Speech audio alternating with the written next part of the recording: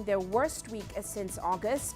All eyes are on major central bank meetings in the coming weeks after a hawkish US Fed hammered risk assets last week. Now, MSCI's index of emerging market stocks rose 0.9% on the day, but it was set to end the month down about 2.5%. Now, also coming up on today's show, Ghana holds its key rate and calls for more spending cuts to curb inflation. Geopolitical tensions push oil prices to near 7-year highs. And we meet a Zimbabwean immigrant thriving in South Africa's wine sector. Well, our starting point tonight is in Ghana. The Monetary Policy Committee has decided to hold the benchmark interest rate at 14.5% in a bid to assess the impact of the previous hike. Now, it has further urged the government to implement proposed spending cuts in order to moderate inflation in the country. Meanwhile, the International Monetary Fund and the World Bank say the nation is at high risk of debt distress, and this could further complicate its plans for borrowing from international capital markets going forward. Here's CGTN's Nabil Ahmed Rufai with more from Accra.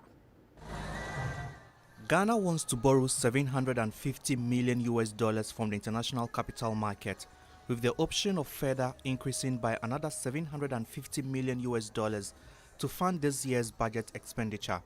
But the World Bank says sub-Saharan African countries, including Ghana, may find it difficult to borrow from the international market due to high debt portfolio and debt sustainability concerns. Ghana's total debt is currently more than $54 billion, about 78% of its gross domestic product. Still, the government says it has met with investors to assure them of the need to support Ghana's economic recovery. Altogether, these investors have assets under management in excess of over $4 trillion. They also actively participate and hold Eurobonds, and they've been all following keenly Ghana's development story. As a government, we felt it necessary to speak directly with our investors and assure them of the steady progress being made towards economic rebound, anchored on fiscal consolidation and debt sustainability. Analysts, however, believe the government's move is unsustainable. The problem with this, though, is that it crowds out funding for the private sector. The more the government borrows, the less money there is for the private sector. The less money there is for the private sector, there's less access to finance, interest rates go up, and the litany of woes continue. Analysts want the government to widen the tax net in order to raise enough revenue for its expenditure. We collect so little tax. That's why we are running those budget deficits year in, year out. And our issue is so poor that the tax revenue doesn't even cover recurrent expenditure. According to the government's data, out of Ghana's 12 million working population who are eligible to pay tax, only 2 million pay their taxes. Nabil Ahmed Rufai, CGTN, Accra, Ghana. Now, after centuries of using an iron stamp to verify the authenticity of gold, Egypt is now stepping up security measures for precious metals. Cairo is now introducing a microscopic laser stamp and a QR code for each jewelry piece. Now, the new technology will help in curbing forgery and also create a registry of all gold products in the country. Here's CGTN's Adel Maroui with more.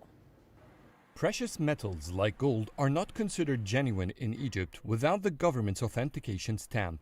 The Egyptian Authority for Stamping Jewelry and Minting of Scales is the government's body responsible for them. All jewelry and precious metals must be analyzed here before being offered at the market. If a piece matches the information given, it gets stamped with the number of carats indicated. If a piece is off by 4 points, we give it back to the producer to recalibrate the metal. If it's more than 4 points, we break the piece and give it back to avoid selling it. For decades, the process for verifying precious metals has been traditional. This was done using a stamp that only indicates the type of metal, and its carats is engraved on every piece. But as the process proved to be flawed, Egypt is introducing new technologies for authenticating precious stones and metals. احنا منذ سنتين We are working on a plan to introduce technology to develop the authority services. Currently, we authenticate using a kind of stamp that is hammered to the piece. The downside is that it affects the shape of the jewelry, sometimes ruining it. Plus, it can be replicated. We've seized many forged stamps in the market. We are about to put an end to it with the lesser stamps. بالشاكوش والقلم. The government is planning to engrave microscopic QR codes on each piece. Using laser technology, the unique code will include information like the total weight of the product, the details of precious stones used, the date of authentication, and a picture of the piece. Data will be protected using blockchain, which the government says is the best security for this project. الدنيا كلها بتتطور واحنا لازم نتطور كمان بالطريقة اللي احنا بندمج بيها. This new technology has many benefits for us. It will open up exporting opportunities for Egyptian jewelry. Many countries rejected the traditional authentication stamp because it was written in Arabic and it somewhat tarnishes the final look of the product. فيها سن التشويه للمنتج. This step is very beneficial for both retailers and clients. The process of authentication used to take a lot of time and there was always room for suspicion. At the same time, most clients don't have the necessary information to know the reality of what they are buying. This coding system will boost confidence and will very likely increase sales in the jewelry market. The entire authentication process will be digitized.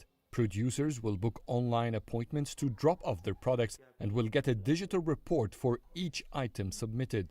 Egypt used to be a regional leader in jewelry, but in recent years it has lagged behind countries like Turkey and the UAE. This new authentication method is part of a national plan to revive the market and create a gold city, which is expected to be a massive free zone for trading precious metals and stones. The government is still in the testing phase of this new authentication technology. It is expected to be implemented by the end of the year at the most. When it takes effect, the QR code will be like a birth certificate for each jewelry piece in Egypt, which will help the government to monitor and therefore regulate trade in precious metals. Adel Mahroui, CGTN, Cairo. And still in Egypt, authorities have raised the minimum wage for public employees and civil servants for the third time in 3 years. Now, the decision will result in the increase in minimum wage and pensions by an average of 13%. CGTN's Yasser Kim has more from Cairo. The minimum wage for public employees and civil servants announced by the Egyptian president has more than doubled to reach $173 from $77 since 2019. These measures are meant to relieve the burden of Egyptians, putting into consideration that we continue our economic reforms that are aimed at developing and rebuilding the country, not adding more burden on the people.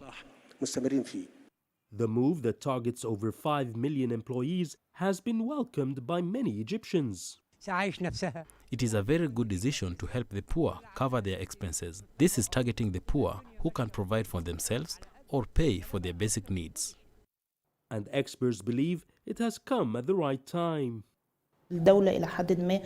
The state in the last 5 years has been applying its development plans, such as the infrastructure projects and economic transformation with IMF support. This has put a lot of pressure on Egyptian citizens, and therefore the state is trying to fend off some of these challenges. We've seen the inflationary effects of the pandemic lately, an increase in prices, which has widened the gap between income and expenses. The minimum wage rise is only for public sector and civil servants. That's why not everyone was happy. We want the same for the private sector. There are more privileges in the public sector like annual leave, a fixed income, health insurance, and all. It is a good decision. I wish it would apply on the private sector. The government says it has given the private sector a 6-month delay after businesses complained that any salary raise would affect revenues already damaged by the fallout of the coronavirus pandemic. The salary increase is part of a set of social security initiatives launched by the government to improve living conditions for middle and low-income earners. There are 4 main sectors that eat a big chunk of public expenditure. The state expenditures on pensions and salaries increased by 77%, health around 31%, and education and wages as well as the Dignified Life Initiative. Meanwhile, the government has not ruled out a set of salary increases of another 10% in the next fiscal year 2022-2023. Yasser Hakim for CGTN, Cairo.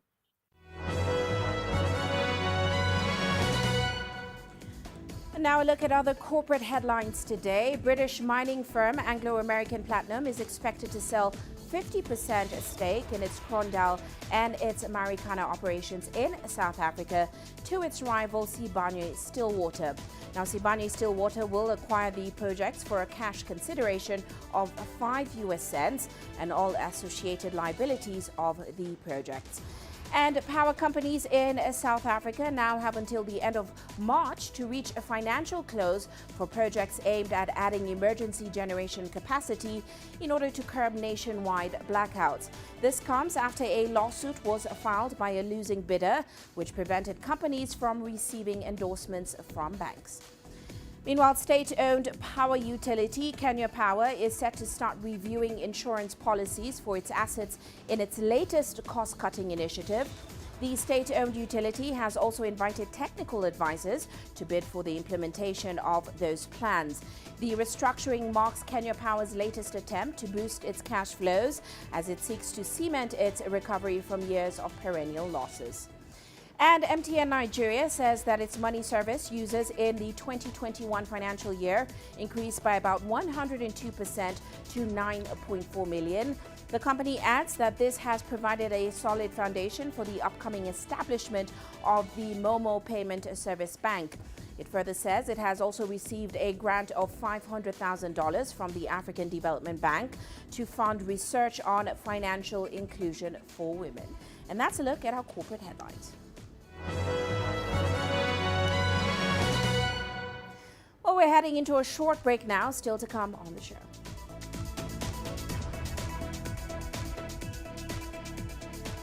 Zimbabwe's government workers want their salaries negotiated in US dollars.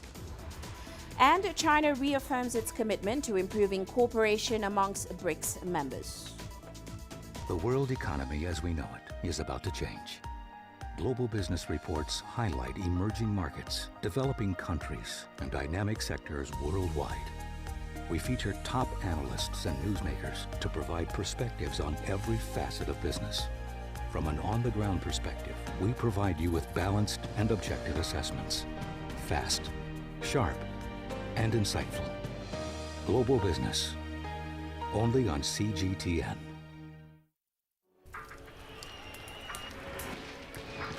This is it. I'm just about to be shot. The little tents here, bottles are being thrown as they do so. There are about 3 critical bridges here in Malawi. That's one of them. We're going to cross that bridge. As you can see behind me, police forces who are replying with gas. Gas just came in. Tear gas, so it's all begun now. Divisions leading the charge into West Mosul have brought us here. Just got to be careful here with some gunshots. This is where most of the fighting has been concentrated. This is the front line now after 9 days of fighting. We're about 2 to 3 kilometers from the front line. Within clear view of this front line position.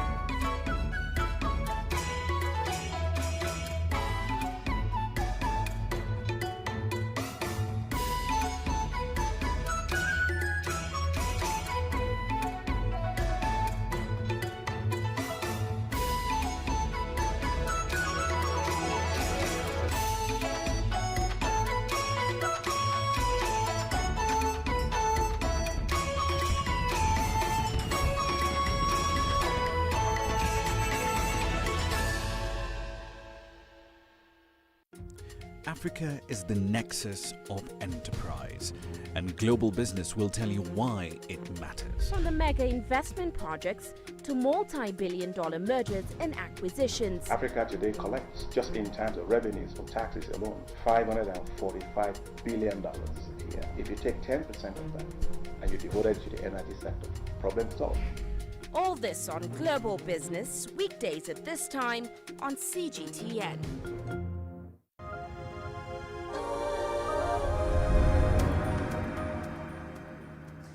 Welcome back. Well, let's head to Zimbabwe now, where the government workers have appealed to their employer to negotiate their salaries in US dollars, citing loss of earnings and exchange rate distortions when paid in their local currency. Now, the government has as many as 300,000 employees, with the lowest salary at $155.97. The Zimbabwe Confederation of Public Sector Trade Unions says that the workers can only access US dollars on the parallel market to pay for goods and services. Now, officially, the local currency is now trading at about 115.4 Zimbabwe dollars against the US dollar, but exchanges for 230 Zimbabwe dollars on the streets of Harare. The annual inflation rate was 60.61% in January. And South Africa's Treasury has recorded a large surplus for December, prompting analysts to now speculate that its revenues for this period may outperform expectations. With less than a month to go to budget day, the latest monthly figures from the Treasury suggest that government revenues could come in at over $12 billion US dollars, higher than the estimates of a year ago. The budget deficit is expected to be significantly lower than Enoch Godongwana, who is the finance minister, projected in his November medium-term budget policy statement, and that's thanks mainly to strong corporate income tax collections. And China hopes to identify practical means of delivering the outcomes of previous BRICS summits and also promote effective cooperation between BRICS member countries. This is according to Li Zhigang, who is minister in the Chinese Embassy of South Africa. He was speaking during a South Africa BRICS think tank session in Johannesburg. Now, China has this year officially assumed the rotating chairmanship of BRICS. Here's CGTN's Yulisa Njamela with more. The BRICS bloc brings together 5 of the largest developing countries of the world, representing 41% of the global population, 24% of the global GDP, and 16% of the global trade.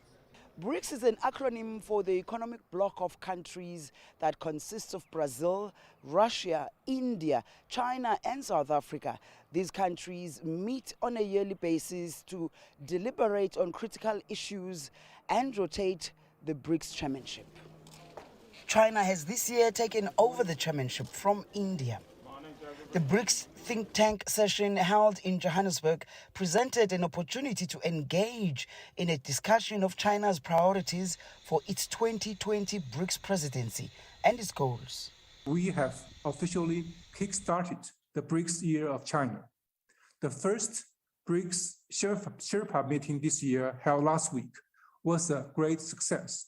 China put forward specific cooperation ideas and received positive response from all parties. We believe that with the support of all member countries, the BRICS Year of China will achieve more results based on what we have gained last year and the year before, and open up a brighter future for our common development.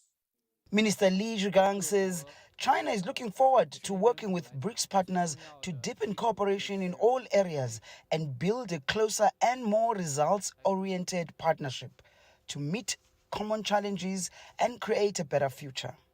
According to many speakers at this gathering, the African continent is looking forward to China's assumption of the BRICS chairmanship, and there are some expectations for China to implement and try to resolve during this period.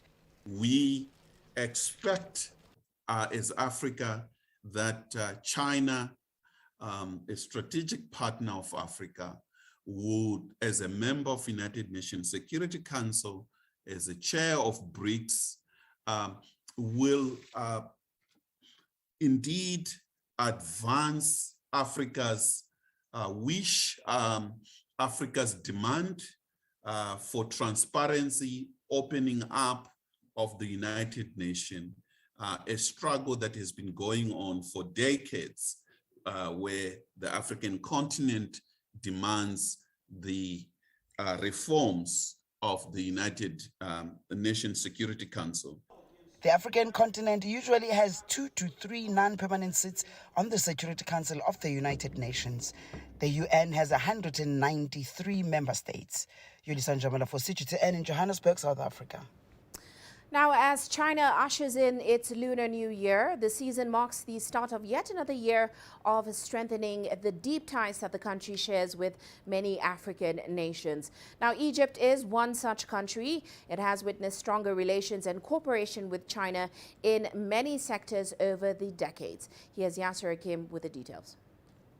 Egypt was the first Arab and African country to recognize China. Both nations have had a long and close political and diplomatic relationship that has been further strengthened by Chinese President Xi Jinping and his counterpart, Egyptian President Abdel Fattah el-Sisi.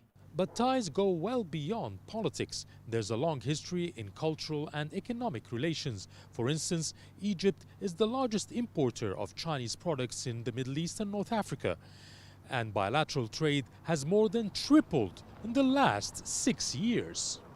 And this closeness has been evident with a rise in bilateral trade even during the global supply chain disruptions after the outbreak of the coronavirus pandemic.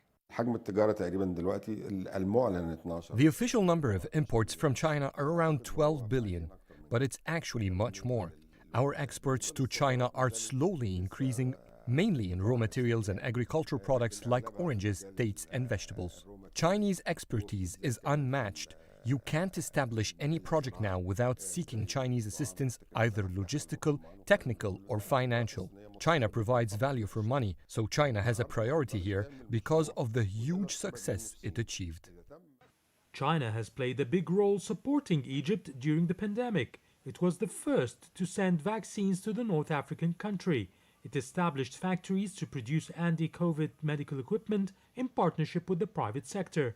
But more importantly, it has partnered with the Egyptian government to manufacture the Sinovac vaccine in Egyptian plants, allowing a steady supply of the vaccine to the local and neighboring markets. But Chinese investments in 2021 vastly exceeded those in the medical sector. China's long experience benefited Egypt in national projects like establishing fisheries, building the textile city, and will expand to other sectors. Going into the new year, Chinese companies continue to hit milestones in the North African nation. They're building the country's first monorail, the first electric train, the exclusive high-tech business city at the new administrative capital, and the iconic tower, which is the tallest of its kind in Africa. Yasser Hakim for CGTN, Cairo. You're watching Global Business Africa. Let's take a short break now, but still to come on the show.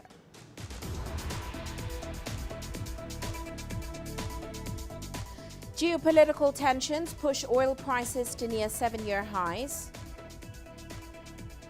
And hundreds of millions of people welcome China's Year of the Tiger. Change is on the horizon. Through the shifting of time, Africa's emerging tech landscape is creating new channels. There's a hunger for local African content globally. Shaped by innovation, carved out by a new generation of digital entrepreneurs, sculpted by a mobile revolution, trickling down to the most remote corners of the continent.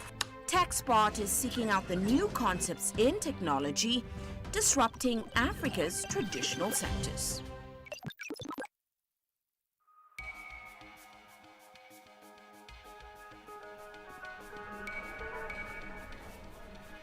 You're watching breaking news on CGTN.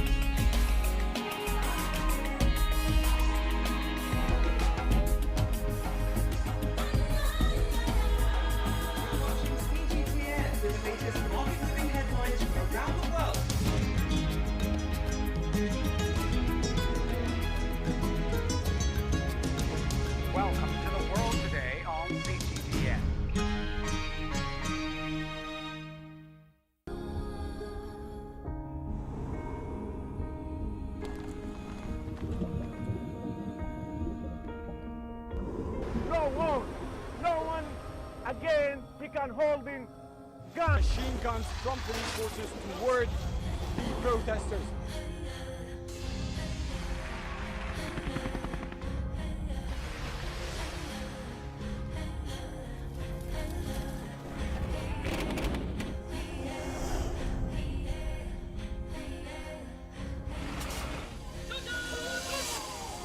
Were you worried about your life at that particular time?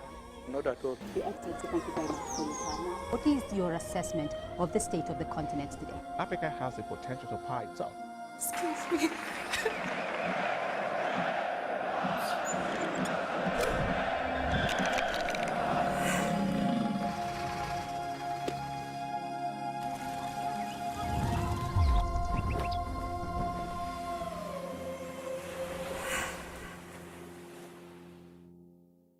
Business in Africa is at a crossroads. We celebrate those who are adopting and thriving despite the challenges, from grassroots to big businesses. Global Business Takes you along for the ride as we track the making of a giant. only on CGTN.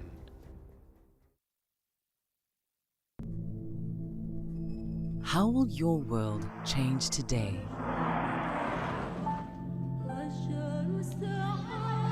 What happens here? What happens there?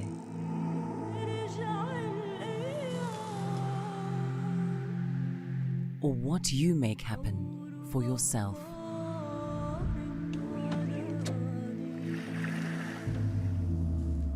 If it matters to you, it matters to us too.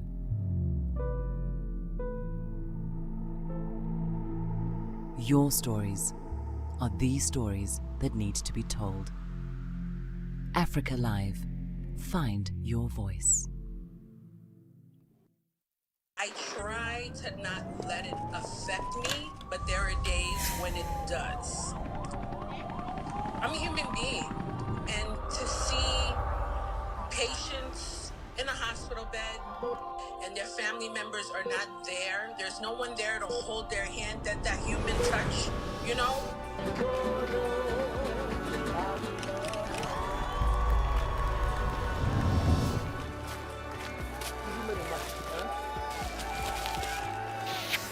I just hope everyone can remember that the situation is not permanent and that everything will get better eventually.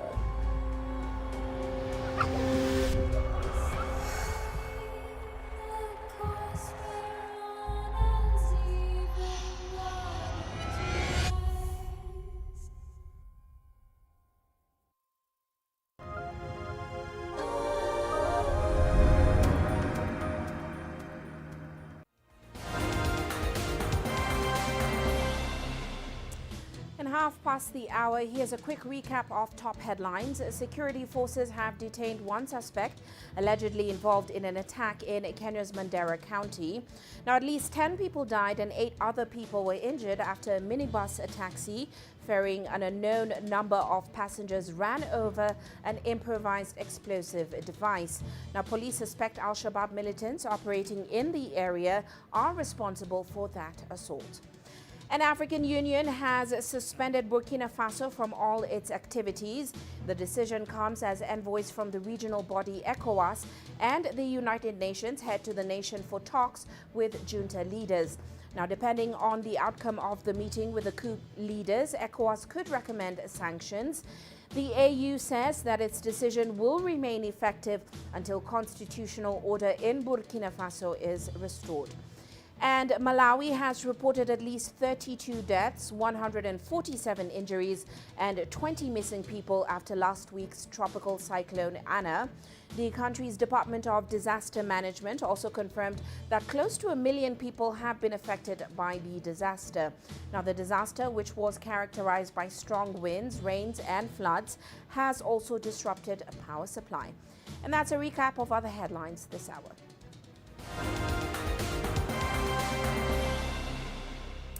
Well, let's move on now to the global energy crisis. Oil prices rose 1% on Monday and were hovering near 7-year highs reached in the previous session. That's amid concerns over supply disruptions as well as geopolitical tensions in Eastern Europe and the Middle East. Now, Russia, the world's second largest oil producer, and the West have been at loggerheads over Ukraine, fanning fears that energy supplies to Europe could be disrupted. It is reported that the Organization of Petroleum Exporting Countries and, of course, its allies, led by Russia, are likely to stick with a planned rise in oil output for March, as demand has been recovering despite downside risks from the pandemic and, of course, looming interest rate rises. Now, the UK is expected to introduce a new bill to scrap EU laws 2 years since Brexit. Businesses in both the UK and the EU have had to adopt new import and export processes. And important routes still face uncertainties on border management. Here's Andrew Wilson with more. 2 years in and the Brexit project remains in limbo. Negotiating teams still gather almost weekly trying to close the distance between post-Brexit Britain and Brussels. And I think the instruction we are clearly giving to our teams is to look for the positive outcome, for the creative solutions. The British Foreign Secretary is now running the UK side. Well, what I want is a negotiated solution. I think there is a deal to be done. But in Westminster, the man who got it all over the line, Boris Johnson, is now fighting his own battles and has little time for conciliation or detail. Frankly, Mr. Speaker, the EU is implementing this in an insane and pettifogging way. Northern Ireland still tops the problem list. Supply chains still suffer as businesses struggle with the bureaucracy of being caught between the UK across the sea and the EU next door. We saw the disruption. There was always going to be disruption. It was probably greater than some people anticipated. And I don't think many people were actually prepared for it. That obviously had a bit of a political backlash in Northern Ireland against the protocol. Article 16 allows either party to unilaterally abandon parts of the Northern Ireland Protocol if it feels economically threatened. It's supposed to be a nuclear option. 2022, and it's still on the table. Now, as European concerns shift towards the twin threats of destabilisation in Ukraine and a cost of living crisis, the pressure will grow on the negotiators to speed things up. But across the UK economy, employment remains difficult, with agriculture, hospitality and healthcare all feeling shortfalls. And in transport as well, important routes between the UK and Europe face continued uncertainties about border management. Brexit supporters blame the pandemic for this, but even special visas haven't helped with finding more drivers. And the heart of the struggle is still in British politics itself. If held today, a referendum might well reveal the same equal national divide, but that doesn't mean people think it's going well. On the key question of how well Brexit is going, that's where the government's position has deteriorated, at least to some extent, over the last 12 months. The oven-ready deal that was promised by the Conservatives so famously in the run-up to the 2019 general election has proved to be not as straightforward as certainly many had hoped and many had sold it as. Brexit has had to take its place among the pandemic, inflation, geopolitics and an energy crisis. Whatever the campaigners said at the time, leaving the EU was never going to be easy. Andrew Wilson, CGTN. Well, let's head to the U.S. now, where parts of the country were hit by a blizzard this weekend. The snowstorm cut power for tens of thousands of people and led to the cancellation of thousands of flights. Here's Karina Huber with more. The northeastern seaboard of the United States was pummeled by a massive winter storm this weekend that brought heavy snowfall and near hurricane force wind gusts to many states. Massachusetts was the most affected. Parts of the state received more than 76 centimeters, about 30 inches of snow. The storm, for the most part, is delivering pretty much what we all expected and the experts predicted. It's bringing strong winds and lots of snow across the Commonwealth, with coastal, eastern, and southeastern communities getting hit particularly hard. The island of Nantucket and other parts of Massachusetts experienced significant coastal flooding, which shut down some roads. Ahead of the storm, there was some concern about Boston's homeless population. City leaders went into overdrive to get them out of the streets before the storm hit, and there were no major reports of casualties. But many homes were left without power. By Sunday morning, tens of thousands of people in Massachusetts had no power. No other state reported widespread outages. Vehicles were banned from the roads on Saturday amid heavy snowfall. Today, this is one of the top snowfalls in a 24-hour period in the history of the state of Rhode Island at this point in time. That's what we expect, and that's what we're getting. The biggest disruption came to air travel. Airplanes in the region were grounded. Almost 5,000 flights were canceled over the weekend. New York City and Philadelphia didn't break any records for snowfall, but there was still significant snow accumulation, drawing kids out for some fun in the snow. The storm has now passed, and there is some good news on the horizon. After a few frigid days, temperatures are expected to rise, providing relief to those who are left cleaning up the mess. Karina Huber, CGTN, Stowe, Vermont. Now, China is celebrating the Lunar New Year's as hundreds of millions of people welcome the Year of the Tiger. Also known as Spring Festival, the holiday is an important time for family reunions. Millions of people have been traveling back to their hometowns. Official data shows about 29 million passengers trips were registered nationwide on a Sunday, mostly on highways. Now, coronavirus prevention and control measures remain a top priority, but authorities say local governments must refrain from recklessly imposing additional rules targeting people from specific regions. And the Chinese Lunar New Year celebrations happening worldwide are, of course, highlighting the importance of cultural exchanges between China and, of course, the rest of the world.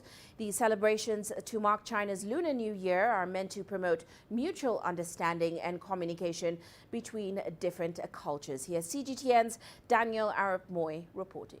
10, 9, 8, Revelers flocked to ring in the Chinese Lunar New Year and welcome the fast approaching Beijing Winter Olympics at a celebratory event hosted by the China Media Group in the Kenyan capital Nairobi. Held at the Two Rivers Mall, a major shopping center in the East African metropolis, the celebration centered on a real-time live screening of the China Media Group's Spring Festival Gala show. The annual televised event is recognized as the most widely watched TV show in the world. China has always been the biggest supporter of Africa, and this celebration of New Year is an indication of the long history and cultural heritage that Africa and China has shared. Basically what it means is that there's a lot of influence now, and it is getting culturally acceptable in the whole world. I mean, from America to Asia, to Europe, to Africa. This is Kenya right now, and you can see that there's a lot of enthusiasm. And so, yes, I think the Chinese culture is really, becoming pervasive around the world. Chinese New Year has become one of the most widely celebrated festivals, not just in China, but across the world. Revelers had the opportunity to sample Chinese delicacies while enjoying performances, participating in lucky draws, and getting a taste of the unique traditions associated with this ancient holiday. It's my first time, so it's an interesting tradition to watch. It's very colorful, and I'm here for all of it. I'm glad I'm enjoying their culture. I'm yet to enjoy their food, though. I hope I will. Yes. At the stroke of midnight in China, which marked the start of the Lunar Year of the Tiger, Africa's largest Ferris wheel, the Eye of Kenya, was illuminated with the color red, symbolic of luck and good fortune in Chinese culture. The celebration was also an opportunity for Kenyans to look ahead towards the Beijing 2022 Winter Olympics due to kick off in the Chinese capital later this week. The Swahili language version of the Winter Olympics theme song featured on Monday's soundtrack. The Games will see athletes from 5 African countries, including Kenya, Eritrea, Madagascar, Morocco and Nigeria compete. This will make Beijing the first city in history to host both a summer and winter Olympics. Daniel Arap Moi, CGTN, Nairobi, Kenya. Well, on that note, let's head to Malaysia now, where the buzz is back in Kuala Lumpur this year.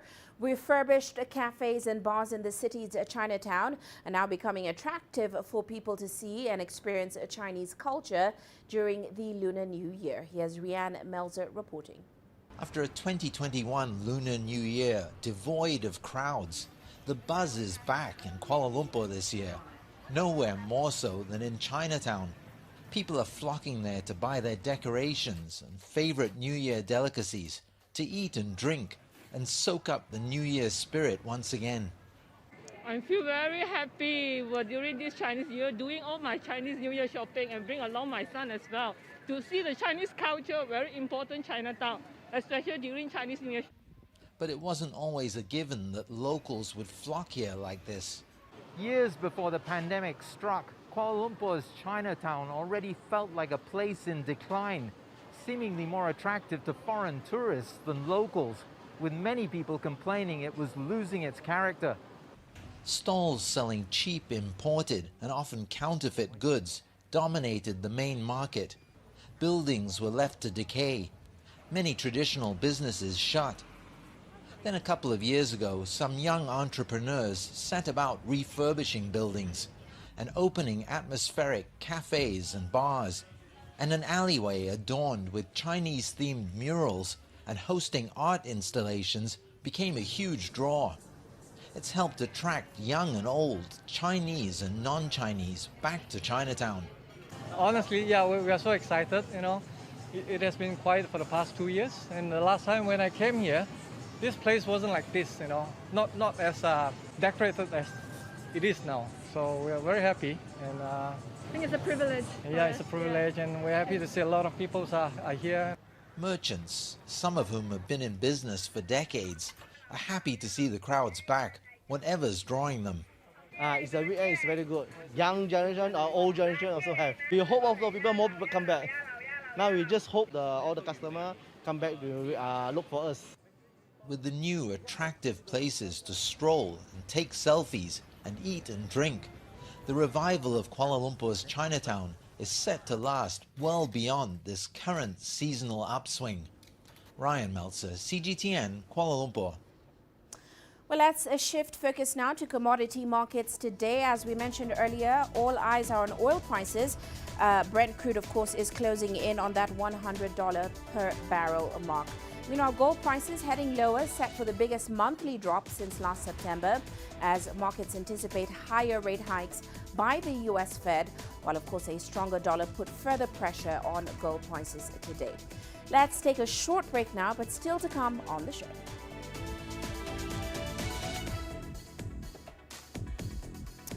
We meet a Zimbabwean immigrant thriving in South Africa's wine industry,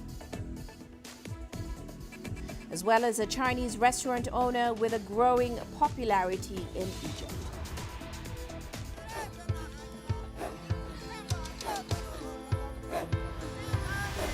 Africa is a continent of diversity, with varied climate and enchanting geography, and a people so distinct, but with a shared enduring spirit. We are at the heart of the continent to bring you the untold stories. Let's have a look. We celebrate Africa as it shapes its own destiny. Aden, Tunis, Cairo, Juba, Johannesburg, Ethiopia, Tanzania. Africa Live. Find your voice. Images may appear to be identical, but looks can be deceiving. The difference is not always obvious. It has to be discovered. There are always different sides to a story. We put the focus on the details. To see more, to understand better. CGTN. See the difference. You don't find the stories of North Africa by sitting on the sidelines.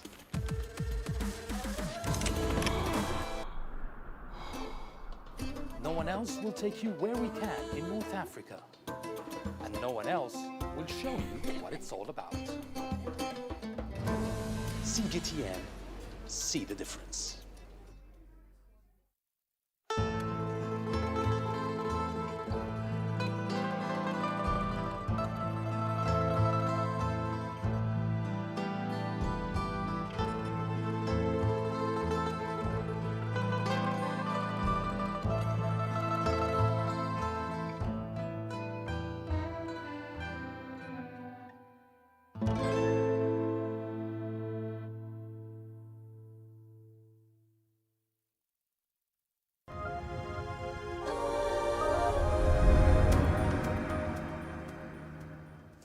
And now to a story about perseverance, determinations, and a driving ambition to start a business and make it grow.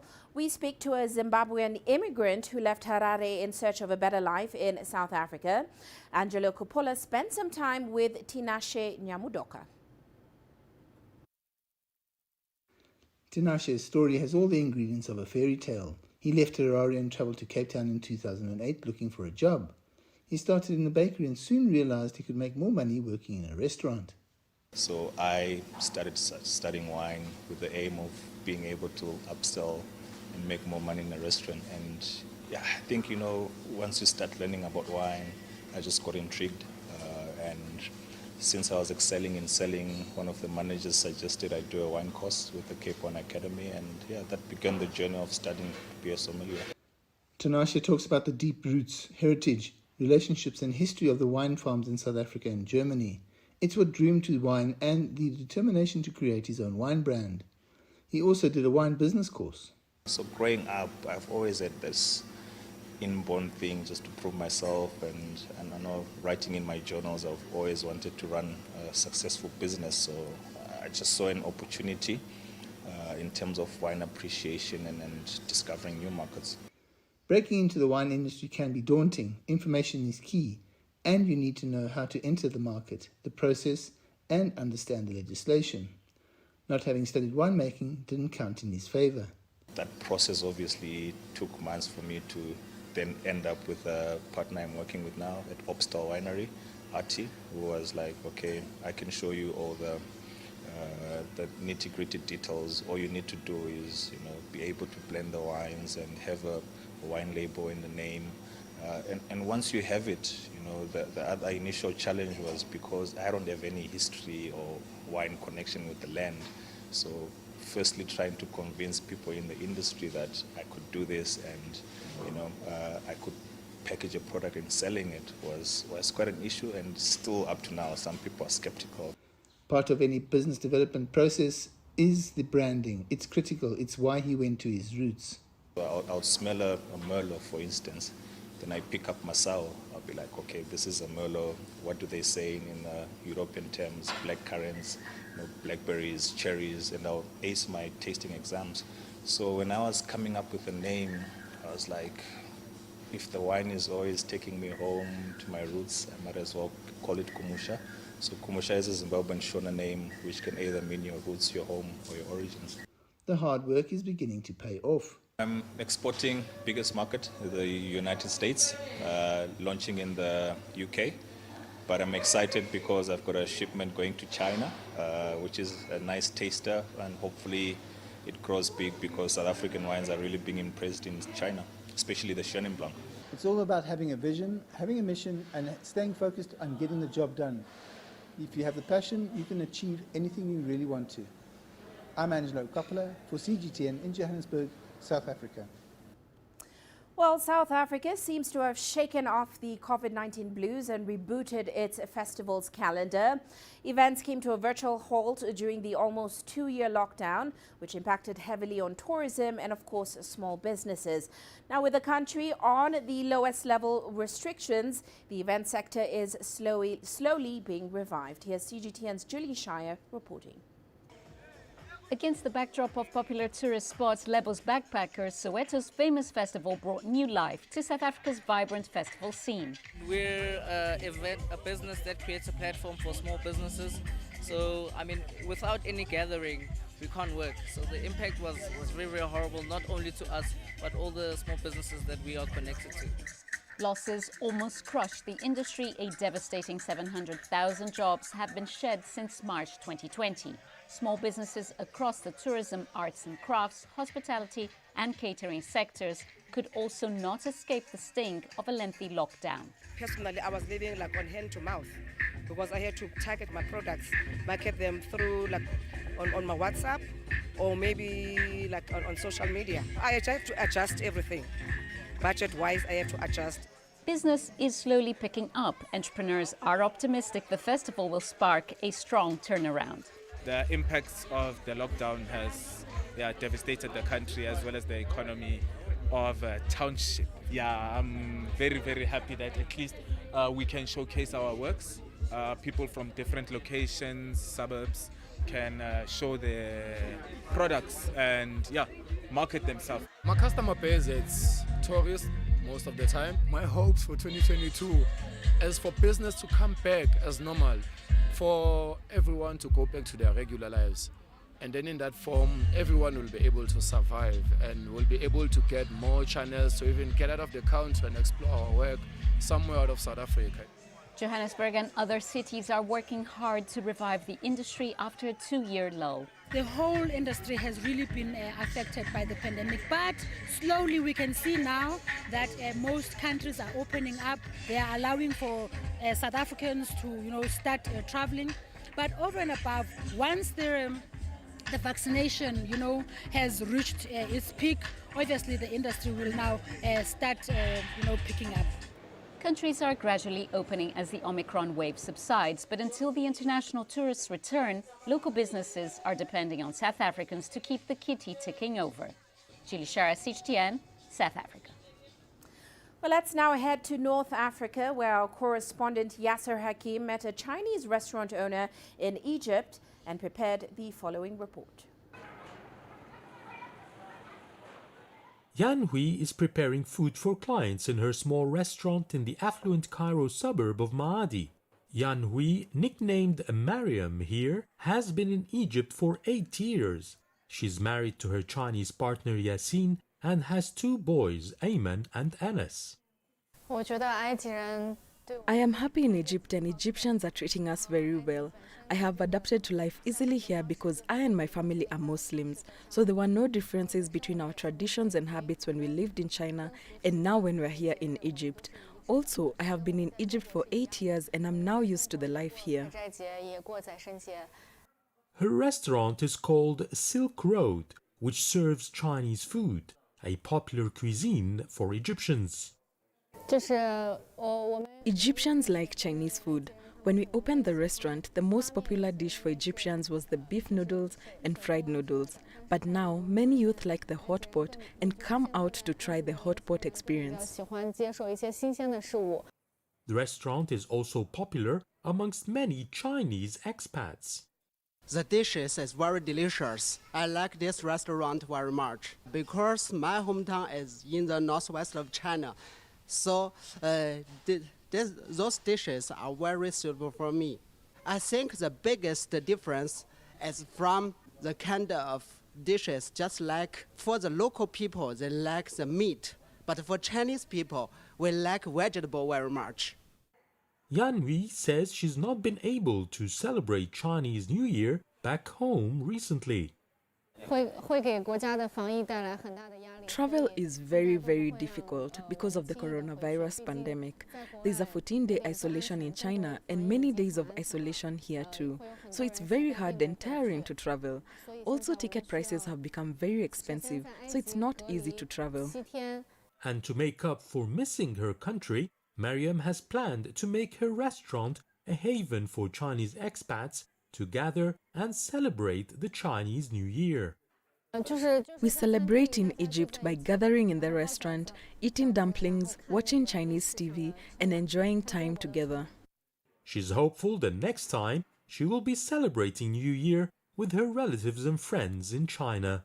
Yasser Hakim for CGTN, Cairo. Well, before we leave you today, here's a quick look at Africa's currencies. South Africa's rand is one of the few emerging market currencies still set for monthly gains after last week's rout. Now, the rand climbed again today, set to end the month up almost 3% against the dollar. Meanwhile, Kenya's shilling continues to trade at an all-time low of 113.5 units to the dollar. Traders say there has been broad demand for dollars in the market, which has outweighed supply from agro-commodity exports and diaspora remittances. Well, that's it for this edition of Global Business Africa. Remember, you can send your feedback to the contacts on your screen. You can also follow us on our various digital media platforms. From me, Uche Okoronkwo, and the rest of the team, thanks for watching.